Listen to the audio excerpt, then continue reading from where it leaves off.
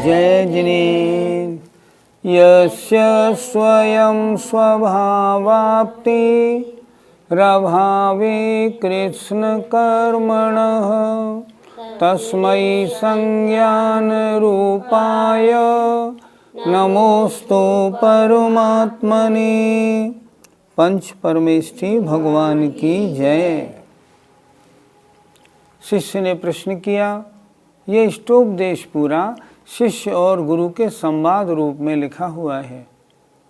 शिष्य ने प्रश्न किया, भगवान सबसे अच्छा ध्यान किसका होता है? आत्मचिंतन रूप। आत्मचिंतन कैसे करें? तब आचार्य ने अगला श्लोक लिखा। कैसा है आत्मा? देखें। स्वसंवेदन सुव्यक्त तनुमात्रो निरत्ययः अत्यंत सौख्यवान आत्मा लोकालोक विलोकनः। सबसे अच्छा ध्यान आत्मा का। आत्मा है कैसा? कैसे ध्यान करें? देखें। स्वसंवेदन, अपने निजी संवेदन से, अर्थात आत्म अनुभव के द्वारा। सुव्यक्तः, अर्थात स्पष्ट होता है। आत्मा कैसा है? अपने अनुभव के द्वारा देखो कैसा है। और कैसा है? तनुमात्रो, तनु माने शरीर के बराबर है। जितना बड़ा मैं हूँ, मेरी आत्मा इतना बड़ा है। और कैसा है? निरत्ययः, अविनाशी है, कभी नाश होने वाला नहीं है। अनंत काल से है, अनंत काल तक रहेगा। और कैसा है? अत्यंत सौख्यवान आत्मा, ये आत्मा अनंत सुख वाला है। और कैसा है? लोक और अलोक को देखने वाला है। विलोकना। आत्मा का स्वरूप कितनी अच्छी तरह बताया है। कैसा है आत्मा? आत्मा का चिंतन कैसे करें? आत्मा का स्वरूप क्या है? बता रहे हैं। स्वसंवेदन सुव्यक्त, अर्थात आत्म अनुभव के द्वारा, निजी संवेदन के द्वारा। आप चाहो कोई गुरु आपको आत्मा का संवेदन करा दे, वो नहीं होगा। वो बता सकते हैं, पढ़ा सकते हैं, समझा सकते हैं, लेकिन अनुभव तो अपने अनुभव से ही देखने में आता है। तो जो अपने अनुभव के द्वारा स्पष्ट या प्रकट होता है। दूसरी बात, तनुमात्रो, शरीर के बराबर है। तीसरी बात, निरत्ययः, कभी नाश होने वाला नहीं, अविनाशी है। और अत्यंत सौख्यवान आत्मा, आत्मा कैसा है? अत्यंत सुख वाला, अनंत सुख का भंडार है। और लोक और अलोक को देखने वाला है। आत्मा को ऐसा समझो और आत्मा संबंधी शास्त्रों का विशेष अध्ययन करके उसमें जो आत्मा का स्वरूप लिखा हो, उस रूप आत्मा का चिंतन करो। आचार्य ने आत्मा के स्वरूप को संक्षेप में इन 4 पंक्तियों में बहुत अच्छी तरह समझा दिया है। आत्मा अनुभव से कैसे जाना जाता है? आत्मा के बारे में हम सुन लें प्रवचन, कोई हमको पढ़ा दे, हम ग्रंथ को पढ़ लें, आत्मा का अनुभव नहीं होगा। हाँ, जैसा हमने सुना, जैसा हमने पढ़ा, जैसा हमने समझा, वैसा हम चिंतन करेंगे, तब अपने अनुभव में आएगा। आत्मा का अनुभव गृहस्थ को तो होता ही नहीं। आचार्यों ने तो यहाँ तक लिख दिया है, गृहस्थ को तो ध्यान ही नहीं होता। क्यों नहीं होता? जब भी गृहस्थ ध्यान में लगता है ना, लिखा है भाव संग्रह में स्पष्ट, या तो उसको झोंके आने लगते हैं या उसके दिमाग में बहुत सारे विकल्प गृहस्थी के घूमने लगते हैं। अच्छा, आप खुद सोचो, मान लो आपको ओम ह्रीम अरम अस्यावसा नमः की जाप देनी है। जाप देना शुरू करेंगे तो 1-2 बार जाप दिया सोई मन भागा। क्यों भागा? हम गृहस्थ हैं, हमारे पास सैकड़ों विकल्प हमारी खोपड़ी में भरे, समस्याओं का भंडार है ये दिमाग, भरी पड़ी है समस्याएं, तो हमारा झट झट चला जाता है मन। इसलिए शास्त्रों के अनुसार आत्मा को समझ के, और योगी लोग इसका अनुभव करते हैं, गृहस्थों को अनुभव नहीं होता। पहला प्रसंग आया स्वसंवेदन सुव्यक्तः, अर्थात अपने संवेदन से वह आत्मा प्रकट होता है। शास्त्रों का स्वाध्याय करें, आत्मा का स्वरूप उसमें लिखा हुआ मिलता है। जैसे तू चेतन अरु देहो अचेतन, यह जड़ तू ज्ञानी, मिले अनादि यतन सो बिछुड़े, ज्यों पे अरु पानी। कितना सुंदर लिखा है। रूप तुम्हारा सब सो न्यारा, भेद ज्ञान करना, और जोलो पौरुष थके न तोलो, उद्यम सो चरना। जब तक शक्ति है आत्मचिंतन में, आत्मा के ध्यान में लगे रहना।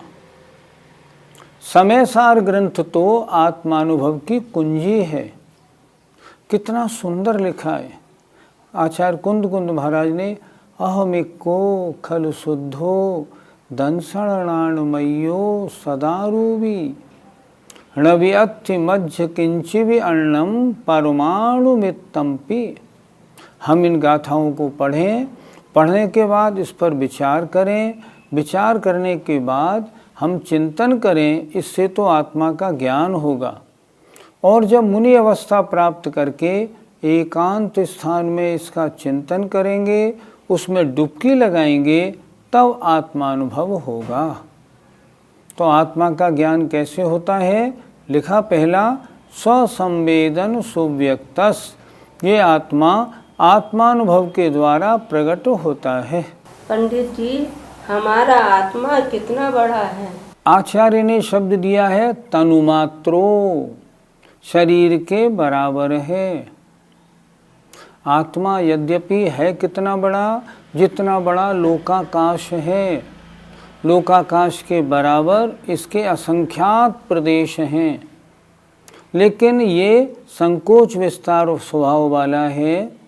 जैसा शरीर मिलता है उसमें संकुचित होकर समा जाता है। हमारा आत्मा भी लोकाकाश के बराबर असंख्यात प्रदेशी है, लेकिन वर्तमान में इस शरीर प्रमाण होकर के शरीर मात्र शरीर के बराबर है। चाहे चींटी हो, चाहे मच्छर हो, चाहे हाथी हो, चाहे स्वयंभू रमण का मत्स्य हो विशाल, आत्म प्रदेश सबके बराबर है। लेकिन वर्तमान अवस्था में सबका विस्तार अलग अलग है। हमारी आत्मा कितनी बड़ी है? तनुमात्रो, इस शरीर के बराबर है, जबकि वास्तव में लोकाकाश प्रमाण है। पंडित जी, निरत्यय इससे क्या समझना चाहिए? निरत्यय हो माने अविनाशी है, कभी नाश को प्राप्त नहीं होता, अनंत काल से है, अनंत काल तक रहेगा। आप कहेंगे जब सिद्ध बन गया तो समाप्त हो गया। नहीं नहीं, जब तक अशुद्ध है संसारी अवस्था है, शुद्ध हो गया सिद्ध अवस्था है, नाश नहीं, पहले भी था और अब सिद्ध अवस्था में भी है। इस आत्मा का नाश कभी नहीं होता। क्यों? लोग मरते जीते देखे तो जाते हैं, तो मरे तो नाश हुआ कि नहीं हुआ? नहीं, आत्मा का नाश नहीं हुआ, ये तो शरीर नष्ट हुआ। आपने शरीर को जलाया, आत्मा थोड़ी जलती। नाश शरीर का होता है, आत्मा की पर्याय बदलती हैं। एक शरीर को छोड़ा, दूसरे को लिया, पर आत्मा अविनाशी है, अजर अमर है, हमेशा रहने वाला है। इसलिए विशेषण दिया आचार्य ने, निरत्ययः, अविनाशी है। अत्यंत सौख्यवान, इसका क्या मतलब होता है?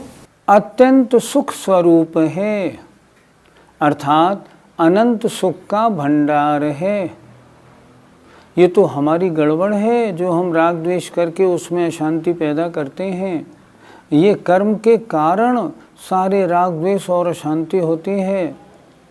आत्मा का स्वरूप नहीं रह पाता, उस आत्मा के स्वरूप में ये कर्मों के कारण जो गड़बड़ी कर दी जाती है तो उसका परिणमन विभाव रूप हो जाता है और तब सांसारिक सुख दुख के चक्कर में फंस जाता है। वास्तव में तो आत्मा अनंत सुख का भंडार है। निश्चय से वास्तविक अवस्था देखी जाए तो आत्मा कैसा है? अत्यंत सुख स्वरूप है। लोकालोक विलोकना, इसे क्या समझे? आत्मा कैसा है? अनंत ज्ञान दर्शन का भंडार है। समस्त लोक और अलोक को देखने वाला है। पर वर्तमान में अशुद्ध हो रहा है तो अशुद्ध अवस्था में ज्ञानावरण दर्शनावरण कर्म के उदय होने के कारण लोकालोक को नहीं देख पा रहा, बहुत किंचित ज्ञान वाला दिखाई पड़ता है। इस तरह आचार्य ने इस श्लोक में क्या किया? इस श्लोक में आत्मा के 5 विशेषण बताए। पहला विशेषण बताया उन्होंने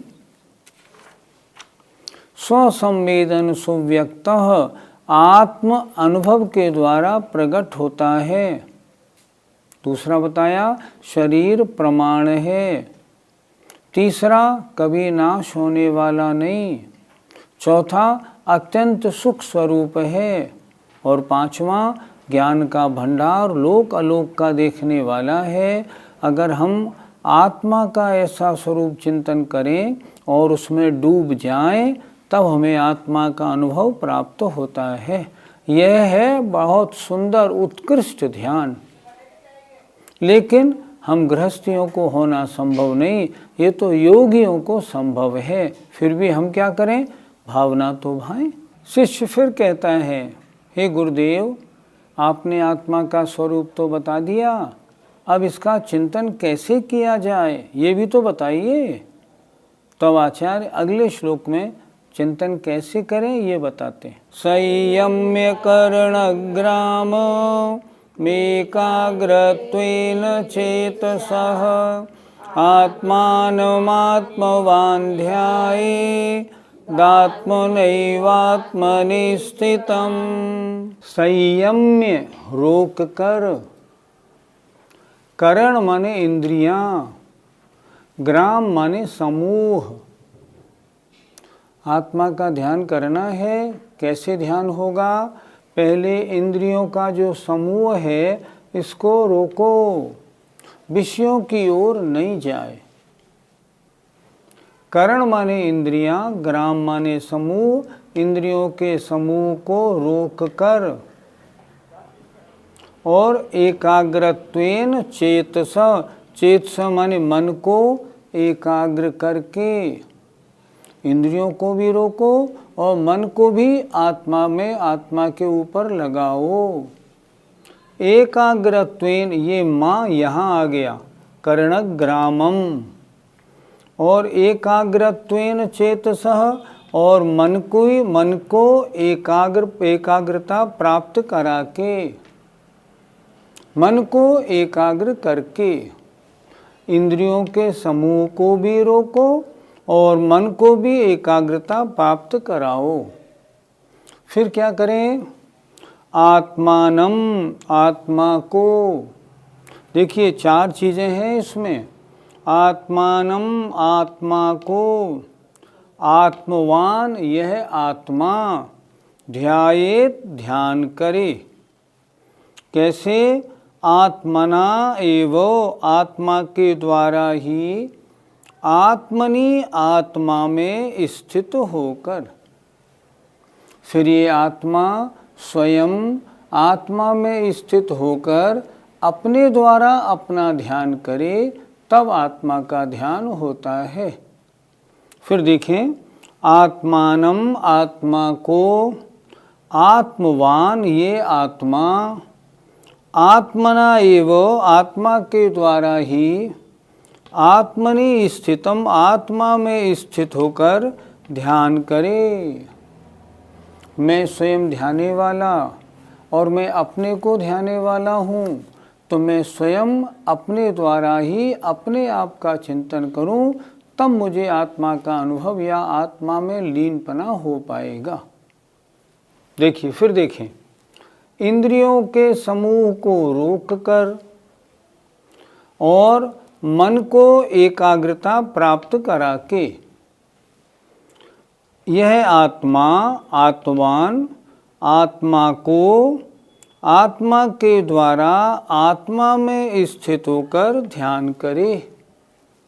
ऐसा करेगा तब तो आत्मा का ध्यान होगा, नहीं तो चित्त भटकता रहेगा तो आत्मा का ध्यान हो ही नहीं पाएगा।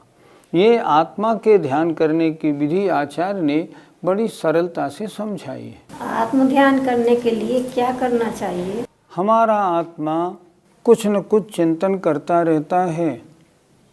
सबसे पहले तो हम क्या करें, हमारी जो पांचों इंद्रियां कुछ सुनने में, कुछ देखने में, कुछ सूंघने में लगी है ना, उन सबको वहाँ से हटाएं, उन सबको संयम में कंट्रोल करें। उधर से हट जाओ, अभी आत्मचिंतन करना है। मन में क्या करें, मन में भी बहुत सारे विकल्प आते हैं, इसके उसके, अच्छे बुरे सारे, इन सबको भी हटाए। पहली पंक्ति में कहा आचार्य ने, पहले तो इंद्रियों के समूह को कंट्रोल करो, अर्थात पंचेंद्रियों के विषयों से दूर हटाओ। एकांत स्थान में जाके ध्यान होता है, जहाँ कोई डिस्टरबेंस नहीं, कोई आवाज़ नहीं, खुशबू नहीं, बदबू नहीं, मच्छर कांटे नहीं और कोई आपत्ति नहीं हो। इससे क्या होगा, पांचों इंद्रियों को अपने विषय नहीं मिलेंगे तो उनको कंट्रोल करने में आसानी होगी। पहले तो अपनी पांचों इंद्रियों को संयम में रोके, कंट्रोल करे। फिर क्या करे, मन के अंदर जो राग द्वेष रूप चिंतन की परंपरा चल रही है उसको भी हटाए। अब मुझे आत्म ध्यान करना है, सारे संकल्प विकल्प हट जाएं।